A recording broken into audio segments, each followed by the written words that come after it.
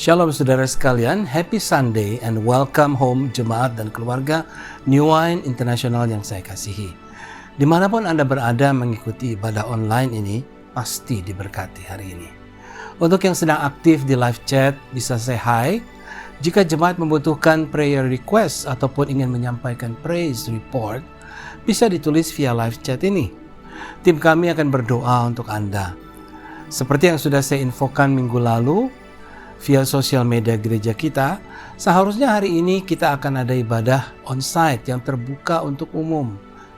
Tapi melihat situasi dan kondisi COVID Omicron di Jakarta yang semakin meningkat, dan keadaan beberapa pastor kami yang sedang karantina, untuk kebaikan dan kesehatan bersama, kami memutuskan untuk menunda kegiatan ibadah on-site sampai situasi cukup kondusif. Semua info mengenai kegiatan gereja kita bisa Anda dapatkan melalui Instagram @NWIChurch. Bulan ini gereja kita akan memulai seri baru yaitu Sex, The Beautiful Design. Tentang apa yang Alkitab tuliskan tentang seks. Dan sangat menarik sekali, ini menjadi sebuah tema yang sangat menarik untuk selama bulan Februari ini. Hari ini kita akan dilayani tentunya oleh Pastor Christopher Tapiheru dan juga akan memimpin kita dalam perjamuan kudus. Mari bersama-sama kita siapkan hati untuk mengikuti ibadah.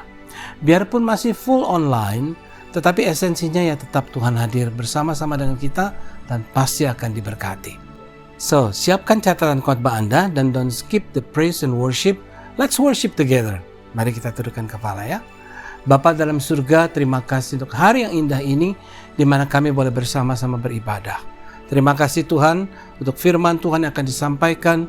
Dan kiranya Tuhan mengurapi dengan luar biasa Pastor Kristo dan kami akan diberkati. Terpujilah namamu, dalam nama Tuhan Yesus kami berdoa. Amin. Selamat mengikuti ibadah online. Tuhan memberkati.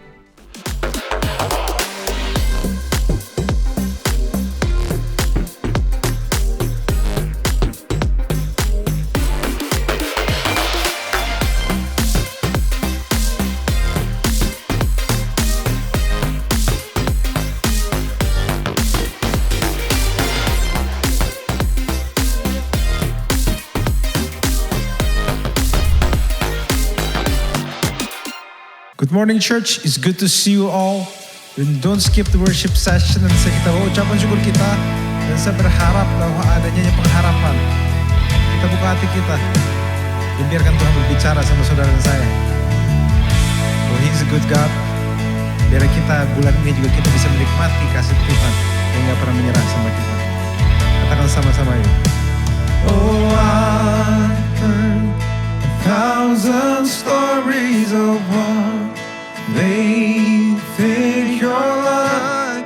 Oh, I heard the tender whisper of hope in the dead of the night, and you tell me that you're pleased and that I'm never alone. You're the good Father.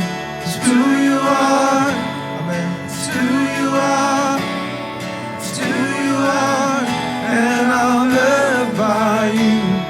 It's who I am. Oh, it's who I am. It's who I am. Kami tahu siapa dirimu, Tuhan. Oh, I've heard 1,000 stories of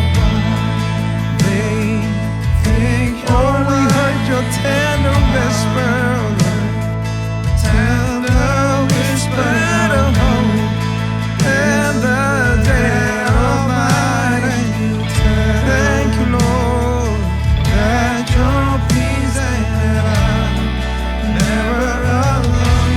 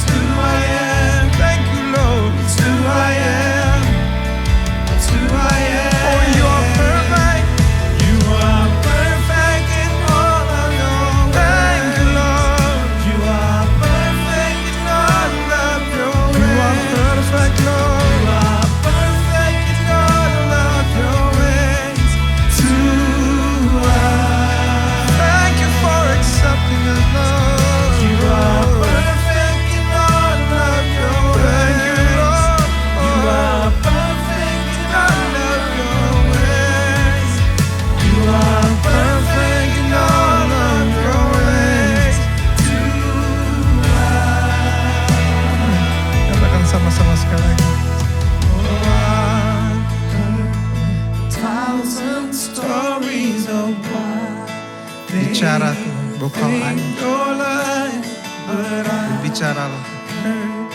Tender whisper of hope in the dead of night, and you tell me that you're pleased and that I'm never alone. You're like you. Oh, stay home. It's who you are. It's who you are. I'm not loved by you. It's who I am. It's who I am. Yes, that is who I am. It's who I am. Oh, you are. It's who you are. Oh, that's who you are. I'm not loved by you. It's who I am. It's who I am. It's who I am. Katakan sama-sama kau persempurna. You are perfect in all of your ways. You are perfect in all of your ways. You are perfect, Lord. You are perfect in all of your ways. To us. Oh, you are perfect. You are perfect in all of your ways. You are perfect in all of your ways. You are perfect in all of your ways to us. Oh, thank you, Lord. Cintamu sempurna bagi kami. Cintamu cukup.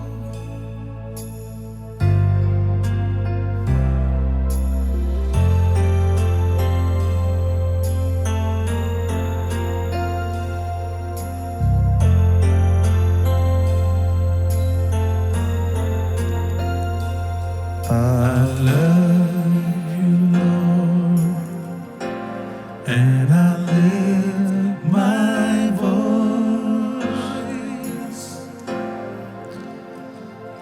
to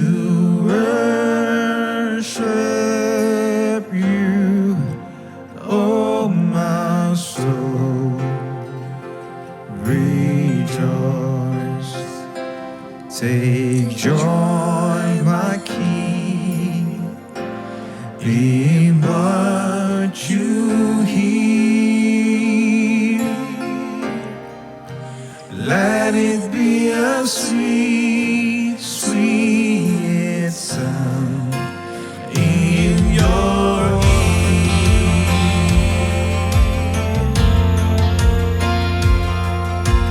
Oh, a sweet sound in your ears.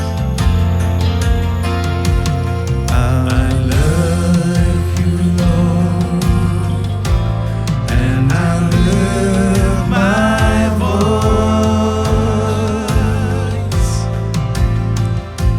to worship you, oh my soul, rejoice. Take joy, my King, in what you hear. Let it be a sweet, sweet sound in your ear. Oh, I love you, Lord, and I lift my voice. Amen. To worship you,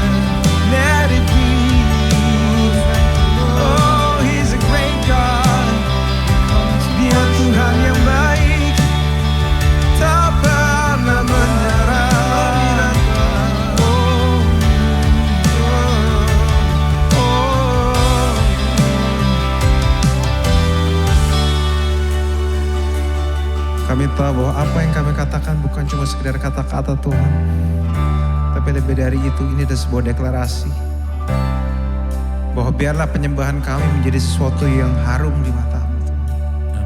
Terima kasih bahwa Kau gak pernah menyerah sama kami. Terima kasih bahwa Kau memberikan kami kesempatan. Bila setiap ibadah yang kami lewati atau yang kami alami menjadi sesuatu yang membangkitkan Roh-Mu dalam hidup kami, Tuhan. Thank you, Lord. Thank you.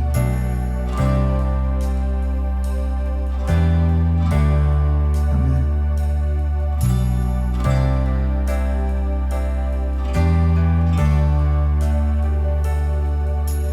Ya Yesus sayang, ya Yesus sayang, ya Yesus sayang, ya sayang padamu, ya Yesus sayang. Katakan sama-sama. Ya Bahwa Dia mengasihi kita, amin. Ya Yesus sayang, ya sayang padamu. Kau angkat suaramu, angkat hatimu, katakan sama-sama.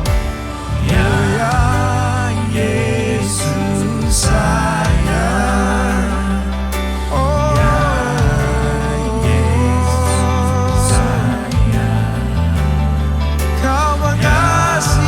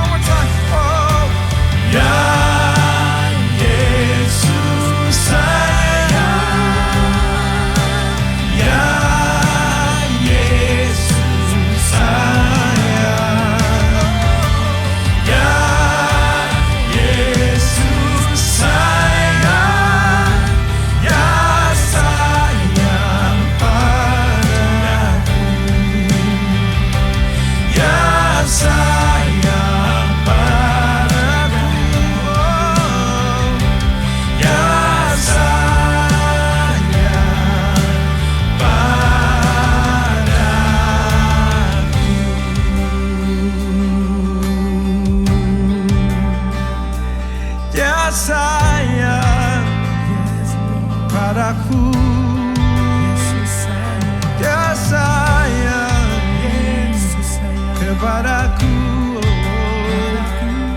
Dimanapun kami berada, dimanapun. Kami tahu Engkau mengasihi kami Tuhan, baik di layar kaca, baik online maupun dimanapun kami berada. You love us. Tangan-Mu menyertai kami dan tidak pernah menyerah terhadap kami.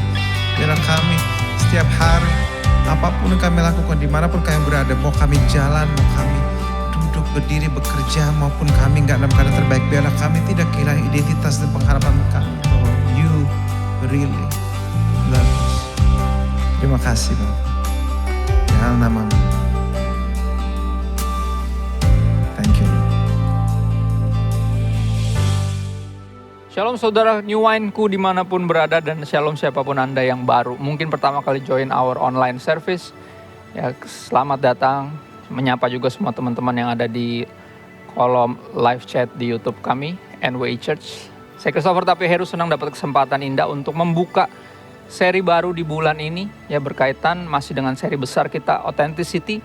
Dan kali ini di bulan ini spesifik kita akan ngomongin tentang sex in its authenticity. Ya, seks dalam desain sesuai seperti yang Tuhan maksudkan. Satu tema yang cukup jarang dibahas di gereja, akhirnya karena gereja nggak ngajarin, ya orang punya kecenderungan untuk nyari outsource, belajar dari tempat-tempat yang lain, akhirnya mendapat informasi dan arahan yang salah. Dan bagi kami, New Wine International Church dan saya pribadi sebagai hamba Tuhan, pemberita firman, adalah tanggung jawab kami, tanggung jawab saya, ya untuk membagikan kebenaran ini. Ya, tentang seks dan gender itu subtema saya di seri kita tentang seks ini. Ya. Kejadian 1 ayat 27 sampai 28 ayat pegangannya untuk pesan kali ini. Ya, maka Allah menciptakan manusia itu menurut gambarnya. Menurut gambar Allah diciptakannya dia laki-laki dan perempuan, diciptakannya mereka laki-laki dan perempuan. Ya, Tuhan menciptakan cuma dua itu. Allah memberkati mereka, lalu Allah berfirman kepada mereka, beranak cuculah dan bertambah banyak, penuhilah bumi dan taklukkanlah itu. Jadi dua ayat ini aja kita bisa lihat beberapa hal kebenaran yang straightforward. Ya, Tuhan menciptakan laki-laki dan perempuan. Seks itu between laki-laki dan perempuan. Pernikahan between laki-laki dan perempuan. Ya, tujuan pernikahan, tujuan dari seks, ya salah satunya adalah untuk beranak cucu. Dan dari sini aja kita lihat desainnya. Kita lihat sex in its authenticity. Ya, ada dua jenis kelamin, laki-laki dan perempuan yang diciptakan oleh Tuhan. Ya, berbicara tentang seks dan gender. Gender itu apa? Gender itu ditentukan dari kesadaran seseorang untuk berperilaku sesuai jenis kelaminnya. Ya, itu arti gender secara spesifik. Tapi kita hidup di era yang makin lama makin nggak jelas arahannya. Ya, makin nggak ada pemisahan yang jelas. Ya, atas nama hak asasi. Dan gini, Pastor L pernah mengatakan bahwa gereja punya kesalahan yang tidak disadari. Satu dosa yang mungkin nggak disadari adalah apa, kita sering menjawab yang tidak ditanyakan. Menjawab pertanyaan-pertanyaan yang tidak ditanyakan. Ada pertanyaan ditanyakan malah nggak dijawab. Khususnya kalau pertanyaannya tabu, karena bagi kita ya orang Indonesia, khususnya orang timur, ya dengan budaya ketimuran ngomongin seks sesuatu yang tabu, apalagi di gereja.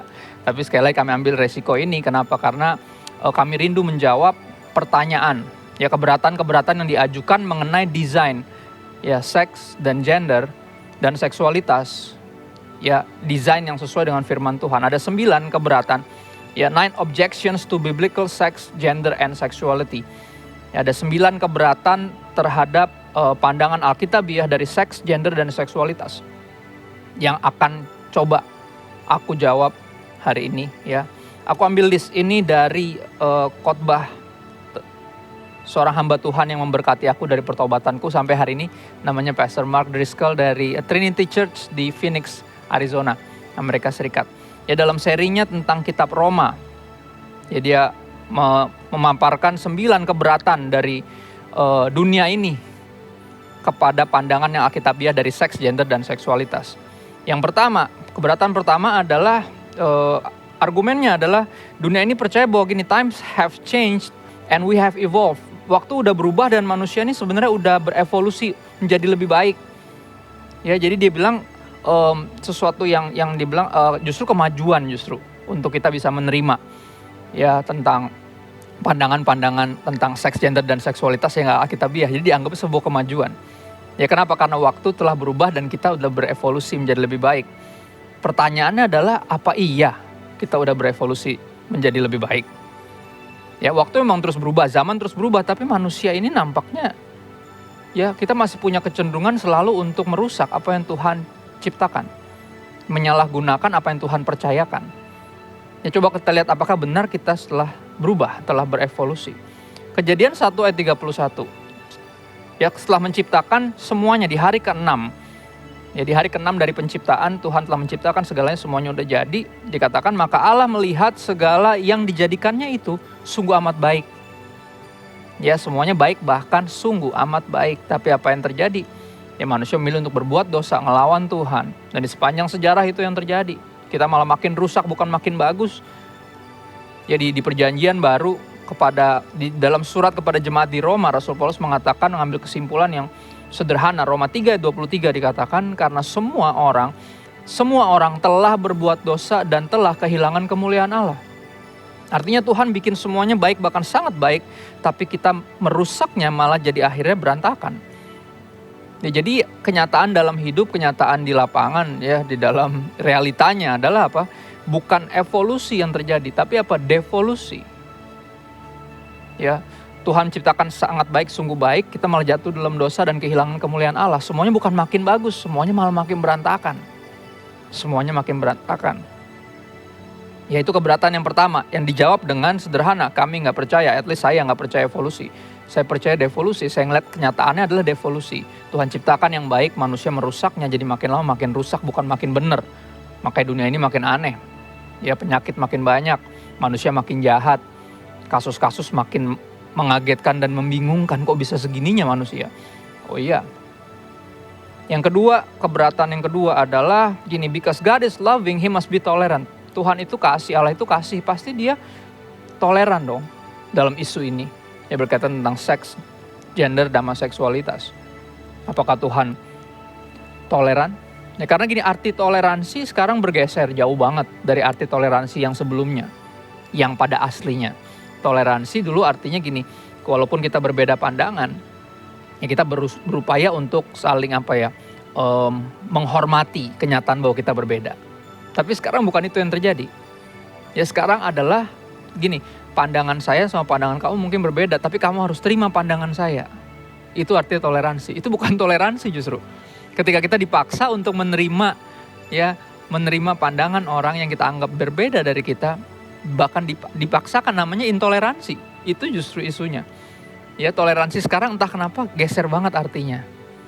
Dan apakah Tuhan toleransi? Ya atau kalau pakai bahasa Alkitabnya bukan toleran, tapi apakah Dia ini kompromi dengan kebenarannya sendiri? Ya Wahyu 2 ayat 20, aku pakai terjemahan sederhana Indonesia. Dikatakan Tuhan sendiri berkata, tetapi aku kecewa terhadap kalian. Karena kalian terus saja membiarkan perempuan yang bernama Isabel menyesatkan umatku. Dia mengaku sebagai nabi, tapi dengan ajarannya dia mengajak umatku melakukan percabulan. Ya dengan ajarannya dia mengajar teaching and seducing my servants to practice sexual immorality. Terjemahan English Standard Version bilang kayak gitu. Ya dengan ajarannya, ya perempuan bernama Isabel yang menyesatkan umatku ini, yang ngaku nabi ini, ya mengajak dan menggoda ya hamba-hambaku untuk melakukan percabulan. Ya ajaran-ajaran yang makin lama makin aneh. Dan ikut dalam pesta makan untuk menghormati berhala. Apakah Tuhan toleran dalam isu ini? Tentu saja tidak. Ya, dia stick kepada kebenarannya. Tuhan tidak pernah berubah, seperti halnya juga firman-Nya. Ya nggak ada toleransi di sini, atau bahasa Alkitabnya nggak ada kompromi dengan dosa. Kita tahu itu. Ya, because God is loving. Tapi gini, kalau direnungkan, adalah sesuatu yang bukan loving untuk membiarkan sesuatu yang salah dan kita biarkan, ya udahlah, itu kan pilihan dia. Ya, itu kan urusan dia sama Tuhan, nanti itu Tuhan yang menghakimi. Ya adalah bukan tindakan yang penuh kasih ketika kita membiarkan ada sebuah kesalahan atau orang yang salah di jalur yang salah dan kita nggak memperingatkan mereka. It's not a loving thing. Kalau emang itu arti toleransi, kita biarin orang ya udah terserah lu deh. Enggak gitu. Justru it's a very loving thing untuk memberitahukan kalau emang ada yang salah, kita kasih tahu itu salah. Ya biar dia nggak perlu terus melakukan kesalahan. Ya. Yang berikutnya, yang ketiga, keberatan ketiga adalah saat ini cukup populer nih. Dibilang Jesus was silent on homosexuality. Yesus nggak ngomong apa-apa tentang isu ini. Oh ya? Coba kita lihat, apakah benar dia nggak ngomong apa-apa tentang isu ini? Tapi Yesus juga banyak ngomong, orang selalu bilang, padahal dia ngomong jelas-jelas gitu ya. Ada banyak hal juga yang Yesus nggak ngomongin secara literal yang seperti itu. Misalnya contoh, ya dia nggak ngomongin tentang orang-orang yang punya nafsu berperang sampai bikin senjata nuklir gitu misalnya. Disebutnya nuclear heads. Tapi apakah Yesus mendukung orang-orang itu? Enggak kan? Ya, kalau dia nggak ngomong isu yang spesifik, bukan berarti itu nggak penting. Karena apa? Di Markus 10 ayat 5-8. Ya, Markus 10 ayat 5-8 ketika ditanyakan tentang gini, boleh nggak bercerai ketika sudah menikah? Menarik jawaban Yesus adalah apa? Dia mulai dengan design, sex in its authenticity, bukan hanya seks tapi juga jenis kelamin, ya, terus gender, terus persatuan laki-laki dan perempuan, pernikahannya antara laki-laki dan perempuan. Dia mulai dari pada awal dunia, in its authenticity. Ya, Allah menjadikan mereka laki-laki dan perempuan. Yesus, Tuhan Yesus bawa kembali kepada desain semulanya. Ya, sebab itu laki-laki akan meninggalkan ayah dan ibunya dan bersatu dengan istrinya yang adalah perempuan, pasti istrinya dong. Makanya dia bilang apa? Pada mulanya, pada awal dunia, in the beginning, Allah menjadikan mereka laki-laki dan perempuan. Laki-laki yang meninggalkan ayah ibunya dan bersatu dengan istrinya sehingga keduanya menjadi satu daging. Ya, demikianlah mereka bukan lagi dua melainkan satu, pernikahan ya antara laki-laki dan perempuan. Seks juga mestinya antara laki-laki dan perempuan. Ya, karena cuma ada dua jenis kelamin, laki-laki dan perempuan, dan sikap sesuai dengan dua jenis kelamin tadi, gender adalah laki-laki dan perempuan. Ya, kenyataannya bisa kita lihat bahkan dalam hubungan sesama jenis pun ada yang jadi laki-laki dan ada yang jadi perempuannya. Nggak bisa dipungkiri, emang cuma ada dua ini aja. Ya, semua pengembangan yang lain itu bikinan-bikinan kita aja. Ya. Tuhan Yesus ngomong jelas tentang hal ini. Ini desainnya. Ya, di Lukas 17 ayat 29-30. Aku pakai bahasa Indonesia masa kini terjemahannya. Tetapi ketika Lot keluar dari Sodom, pada hari itu api dan belerang turun dari langit dan membinasakan mereka semua. Ya, Sodom adalah nama kota dan Gomora dia di situ. Dan kata sodomi berasal dari kota Sodom itu sendiri, istilahnya. Ini sebuah tindakan menyimpang. Ya, seks antara laki-laki dengan laki-laki. Dan Yesus bilang apa? Dia mengingatkan bahwa kota ini ditunggang balikan oleh Tuhan, ya dibinasakan oleh Tuhan dengan api dan belerang. Ya, para revisionis, ada istilah teologis untuk orang-orang yang baca Alkitabnya ini coba dalam tanda kutip seperti mau merevisi Alkitab, disebutnya revisionis. Berusaha melihat bahwa Tuhan tuh marahnya pas Sodom Gomora itu bukan karena sexual immorality, bukan karena homoseksualitas. Tuhan marahnya karena masalah sopan santun tata krama ketika itu kan disambut malaikat dan segala macam. Malaikat datang, Lot menyambut, tapi orang-orang di sini malah mau jahatin gitu. Padahal enggak, isunya kita tahu di situ. Sebagai anak kecil yang baca Alkitab pun aku pertama kali baca, wow ini ngeri juga ya. Dua orang malaikat datang, ya Lot menyambut mereka, dan satu kota dari yang paling kecil, paling muda sampai yang paling tua semuanya datang, bilang sama Lot, mana dia dua tamu kamu, keluarin, kita mau pakai mereka. Wah, aneh banget. Saya pas kecil juga bacanya kayak wah ngeri banget nih. Dan Yesus kutip itu. Artinya he is not silent in this issue.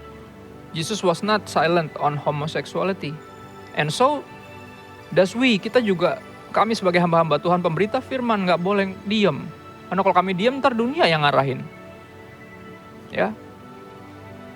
Berikutnya, yang keempat, keberatan keempat berkaitan dengan isu ini adalah apa? Sex and gender are civil right issues. Ya, seks dan gender ini kan hak asasi manusia, Pak Pendeta. Ya. Saudara, kita mesti bisa lihat sekali lagi apa yang Alkitab bilang sebagai dosa, mesti kita bisa berani bilang sebagai dosa. Isunya nggak boleh kita rubah-rubah sendiri suka-suka kita. Ya, kita bukan Tuhan atas diri kita sendiri, bukan kita yang menciptakan diri kita sendiri. 1 Timotius 1 ayat 9 sampai 10. Ya, aku pakai terjemahan bahasa Indonesia masa kini.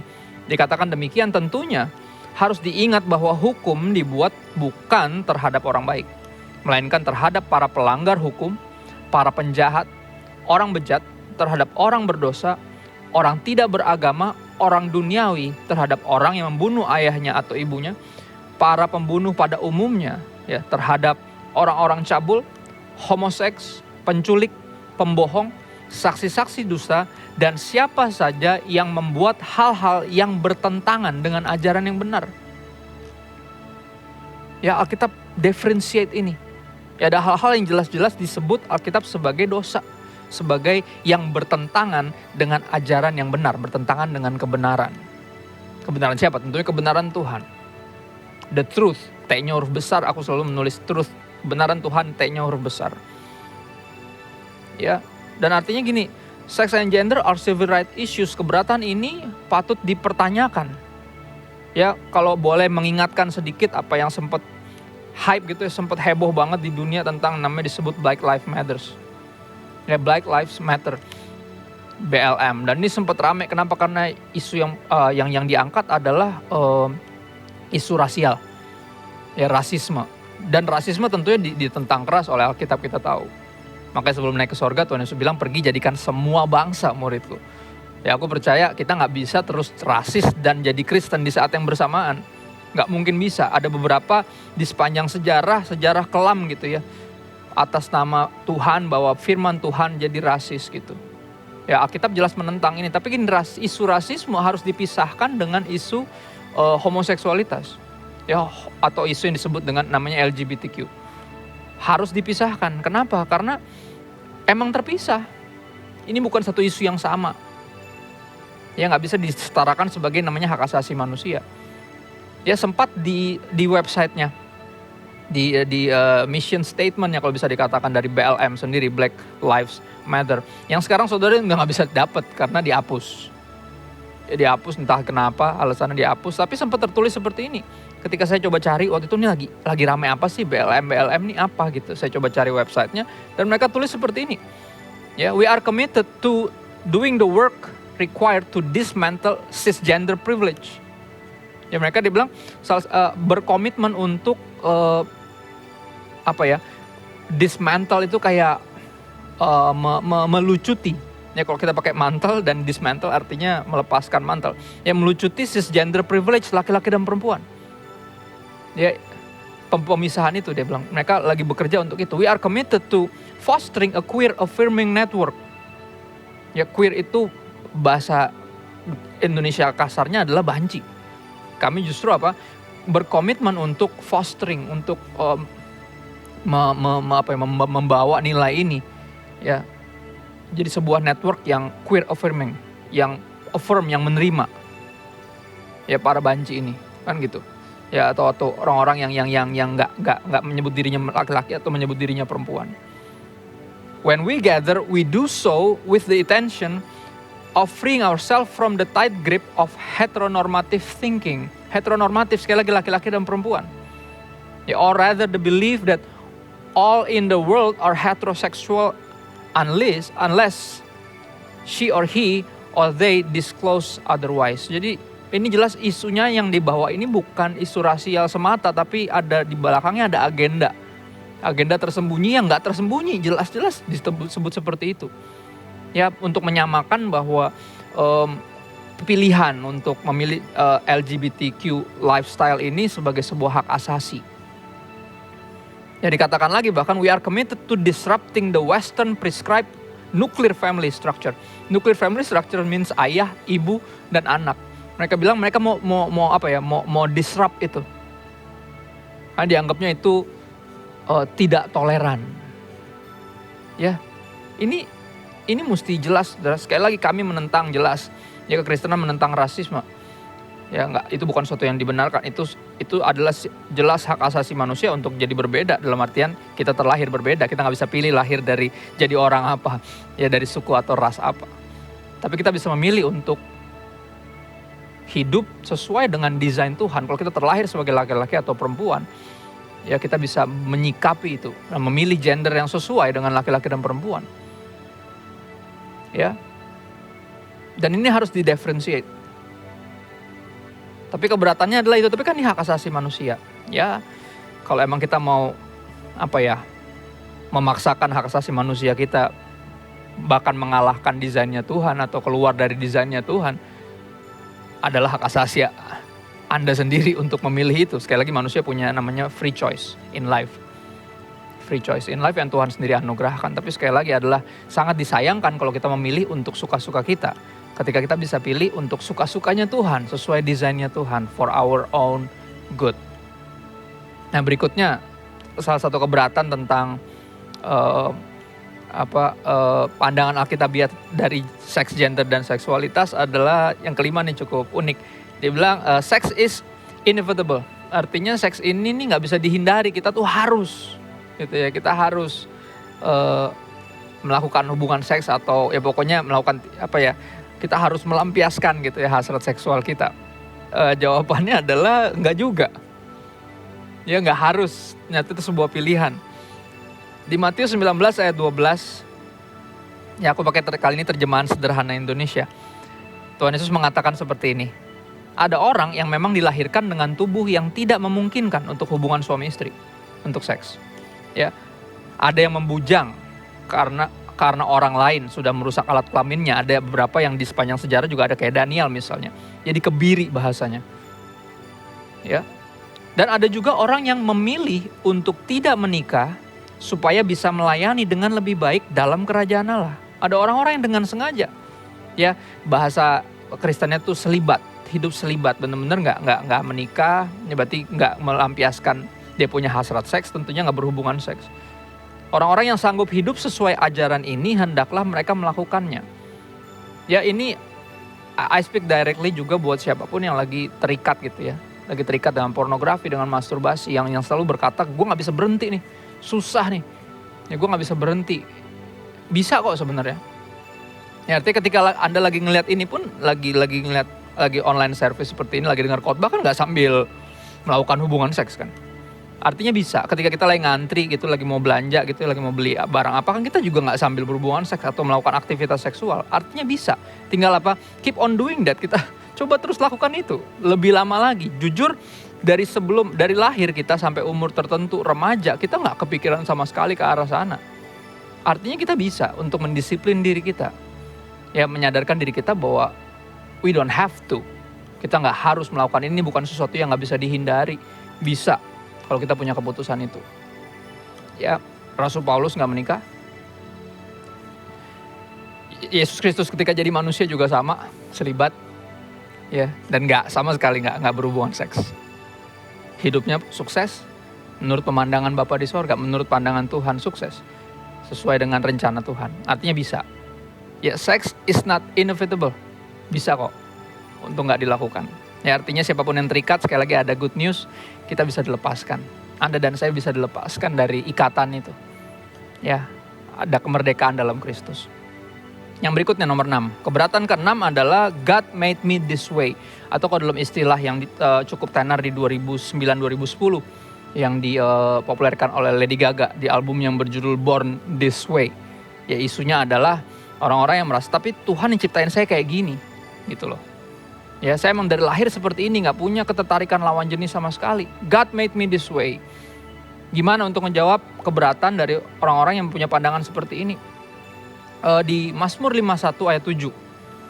Ya, Mazmur 51 ayat 7 aku pakai bahasa Indonesia masa kini. Raja Daud bilang gini, sesungguhnya aku jahat sejak dilahirkan dan kena dosa sejak dari kandungan. Artinya gini, setelah manusia jatuh ke dalam dosa, ya semua kita yang lahir berikutnya itu nggak terlahir seperti kertas putih. Kita terlahir dengan dosa keturunan. Ya, ini yang orang Kristen percaya, ini yang kami ya orang Kristen percaya. Bible believing Christians percaya, karena ada yang Kristen-Kristenan yang nggak percaya firman Tuhan. Kami percaya adalah setelah jatuh dalam dosa semuanya jadi berantakan.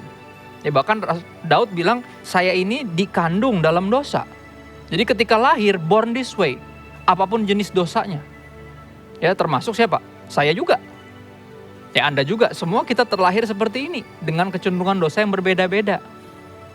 Ya artinya walaupun terlahir seperti ini, tepat seperti yang Tuhan Yesus bilang di Yohanes 3 ayat 3. Ya, dia berbicara kepada seorang religious elite, seorang alim ulama, ya, yang bertanya gimana untuk bisa selamat masuk surga ini gimana syaratnya. Yesus bilang apa? Yesus menjawab, katanya, aku berkata kepadamu, sesungguhnya jika seorang tidak dilahirkan kembali, ia tidak dapat melihat kerajaan Allah. Ya, semua kita born this way dengan semua kecenderungan berdosa masing-masing.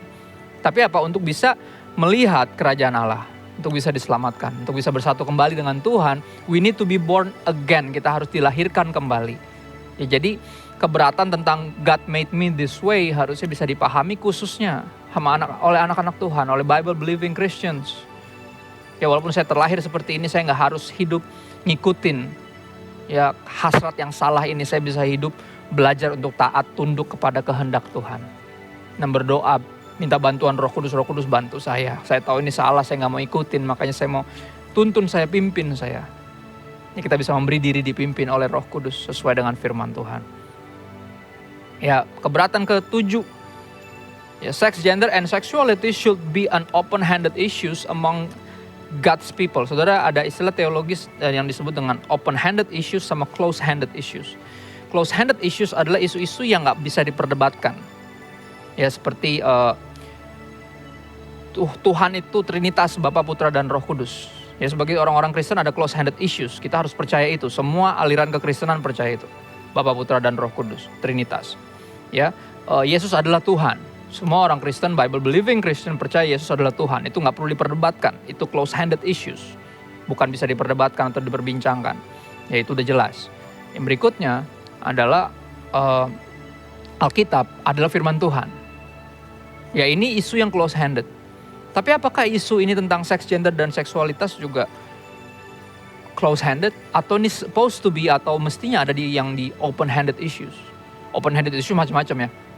Ya, liturgi, aliran musik ketika kebaktian gitu ya.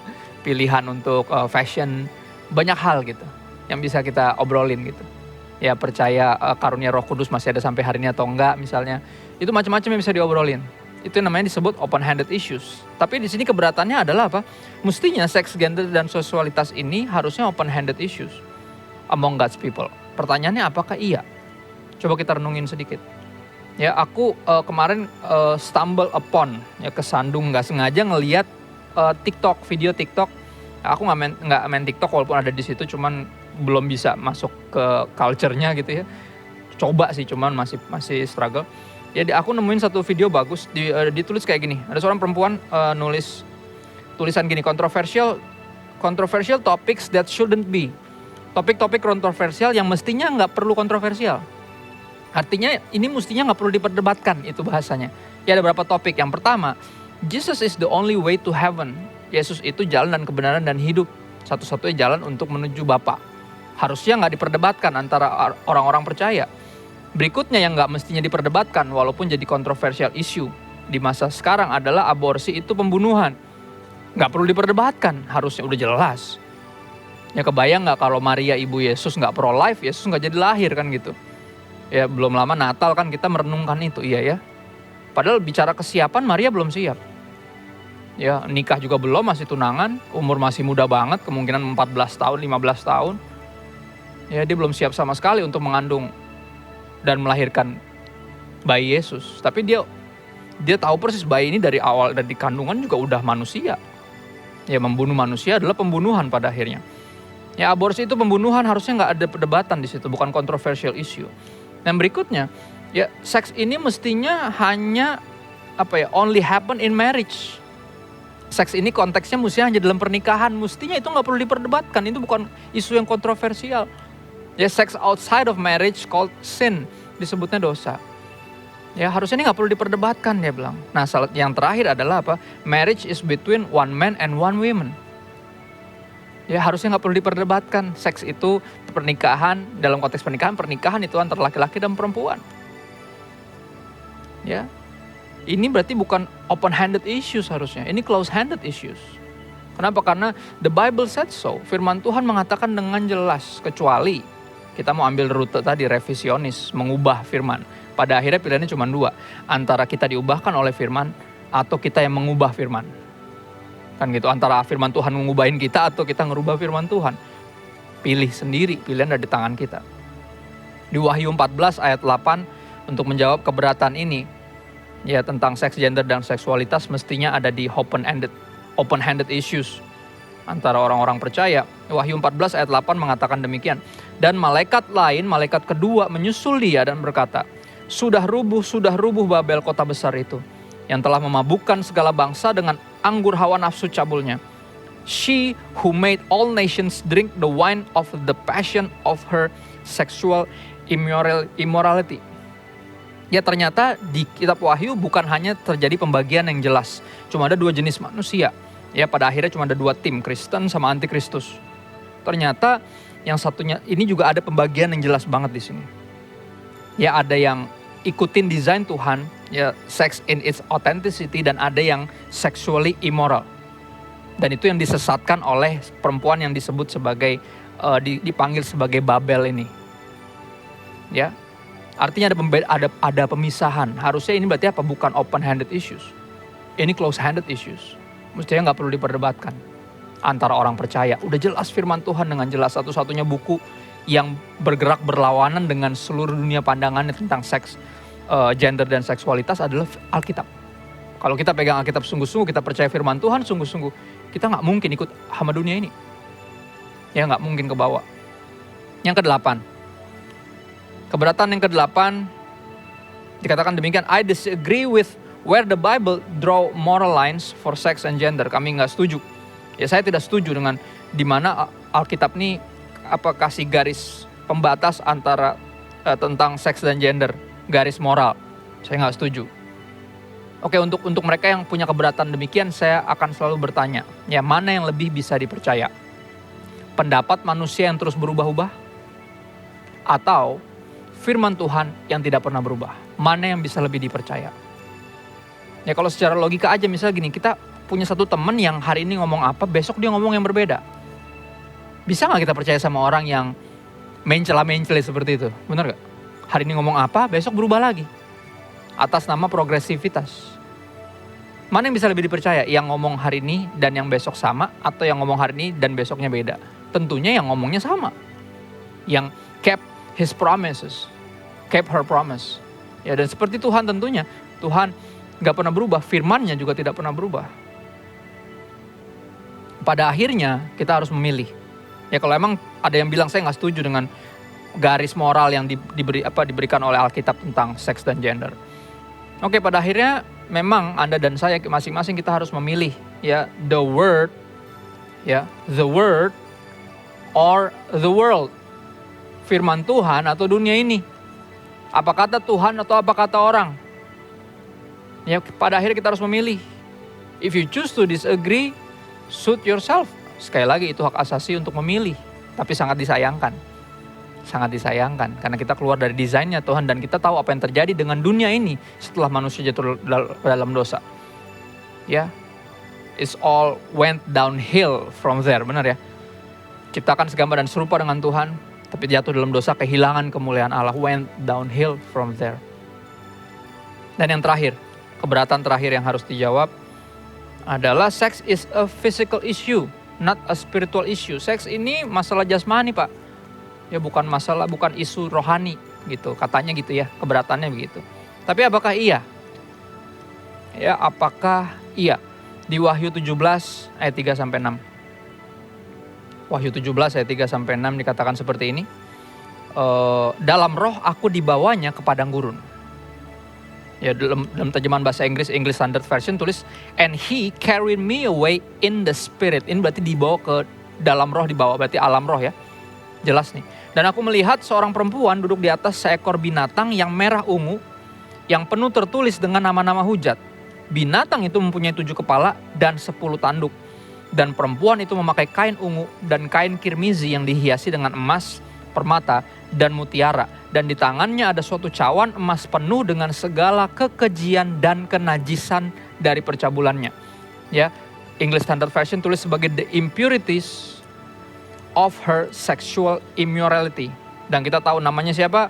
Yang tadi udah sempat kita baca di Wahyu 14. Pada dahinya tertulis suatu nama, suatu rahasia, Babel besar, ibu dari wanita-wanita pelacur dan dari kekejian di bumi. Dan aku melihat perempuan itu mabuk oleh darah orang-orang kudus dan darah saksi-saksi Yesus. Jadi ini isu rohani juga. Ya, ini bukan cuma sekedar jasmani. Dan ini jadi pengingat bagi kita. Ya, pengingat bagi kita bahwa apa? We are not a highly evolved animals. Kita ini bukan binatang yang berevolusi jadi manusia. Manusia itu bukan binatang yang berevolusi. Ya, we are not a highly evolved animals. Kita manusia yang jasmani dan juga rohani. Ya, ada aspek itu, ada dua aspek kita ini hybrid. Jasmani dan rohani. Ketika mengabaikan spiritualitas atau kerohanian, kita jadi sama dengan binatang. Yang dikuasai sepenuhnya hanya oleh insting dan hawa nafsunya. Tapi setuju dong, Anda nggak ada dari satupun dari kita yang mau disebut binatang, kita manusia. Kita jasmani dan juga rohani, jadi kita nggak bisa mengabaikan isu ini. Dan ini yang kita akan ngomongin banyak banget sepanjang sebulan ini tentang seks. Ya, seks in its authenticity. Bagian saya adalah seks dan gender. Di minggu depan hambanya Pak Gembala kita Pastor Robert akan ngebahas tentang seks sesuai dengan desainnya Tuhan.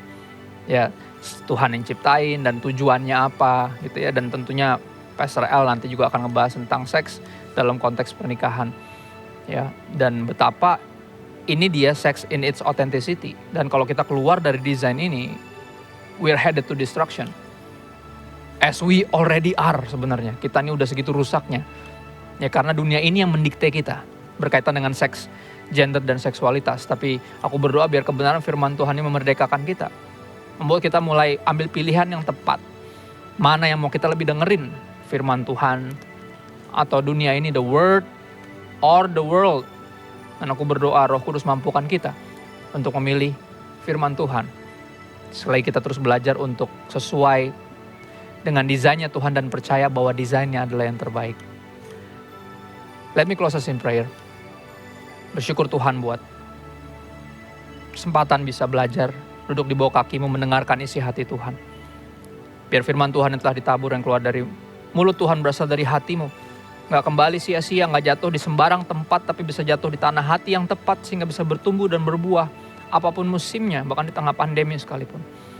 Hamba berdoa, kami semua berdoa memohon bantuan Roh Kudus, mampukan kami jadi pelaku firman untuk memilih yang benar sesuai dengan desainnya Tuhan, gak terbawa oleh insting, perasaan, atau pendapat dari orang-orang lain atau pendapat kami sendiri. Roh Kudus bantu kami, tuntun kami, pimpin kami, mampukan kami untuk taat dan percaya bahwa desain Tuhan itu yang terbaik. Bahwa Tuhan, for our joy, Tuhan gak pernah menentang sukacita kami. Terima kasih Tuhan. Kami minta bantuan Roh Kudus kepada Bapa yang baik di dalam nama Yesus.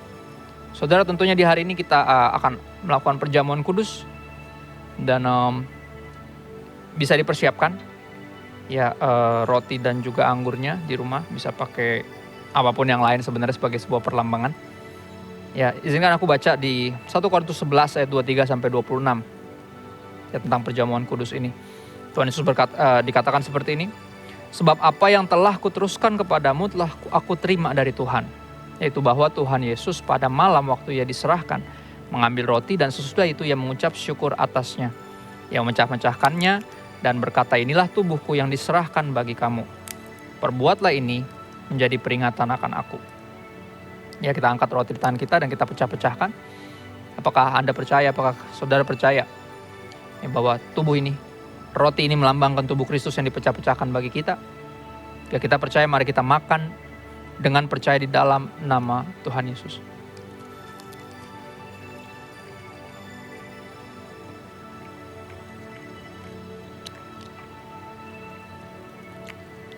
Kita angkat cawan anggur di tangan kanan kita. Demikian juga ia mengambil cawan sesudah makan lalu berkata, cawan ini adalah perjanjian baru yang dimeteraikan oleh darahku. Perbuatlah ini setiap kali kamu meminumnya, menjadi peringatan akan aku. Sebab setiap kali kamu makan roti ini dan minum cawan ini, kamu memberitakan kematian Tuhan sampai ia datang. Apakah saudara percaya bahwa anggur ini melambangkan darah Kristus yang dicurahkan untuk menebus kita dari dosa dan kebinasaan serta memulihkan kita dari sakit kita? Mari kita minum dengan percaya di dalam nama Tuhan Yesus.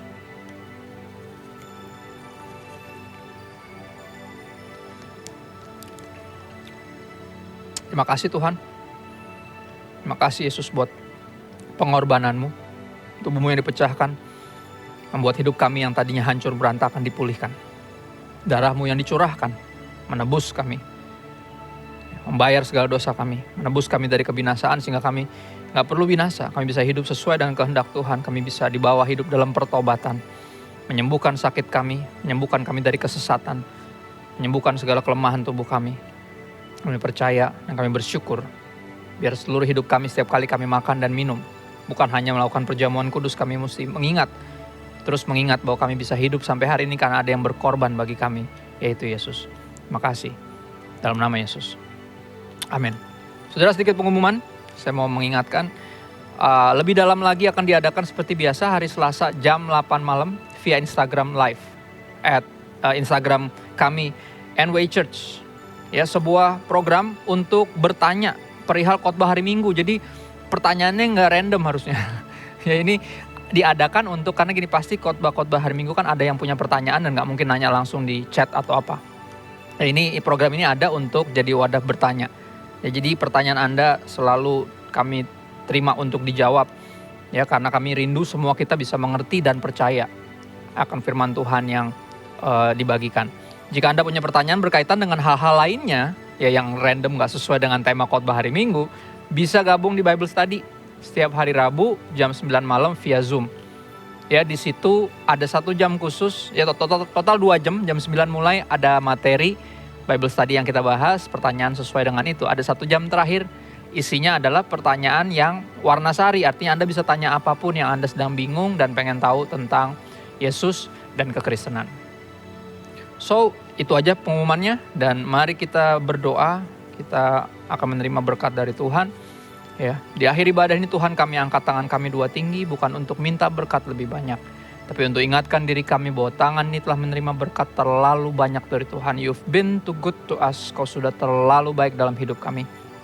Kami angkat tangan kami 2 untuk ingatkan jiwa kami, bahwa tujuan akhir anak-anak Tuhan diberkatin bukan untuk jadi kaya, melainkan untuk jadi berkat. Ini kerinduan kami yang terbesar, Tuhan. Kami rindu jadi berkat dimanapun kau tempatkan kami, apapun yang kami kerjakan. Izinkan kami bawa hadirat Tuhan pertama-tama dan jadi berkat pertama di rumah tangga kami, di keluarga kami. Di tempat kami tinggal berdomisili, di tempat kami menimba ilmu, bekerja, berusaha, di kota manapun, bahkan di negara manapun. Kami percaya roh yang sama yang membangkitkan Kristus dari antara orang mati. Roh Kudus tinggal dalam kami, memampukan kami untuk gak hidup bagi diri sendiri, sehingga bisa jadi berkat bagi sesama dan memuliakan Bapa kami yang di sorga. Tuhan menghadapkan wajahnya kepadamu, menyinari engkau dengan kasih-Nya.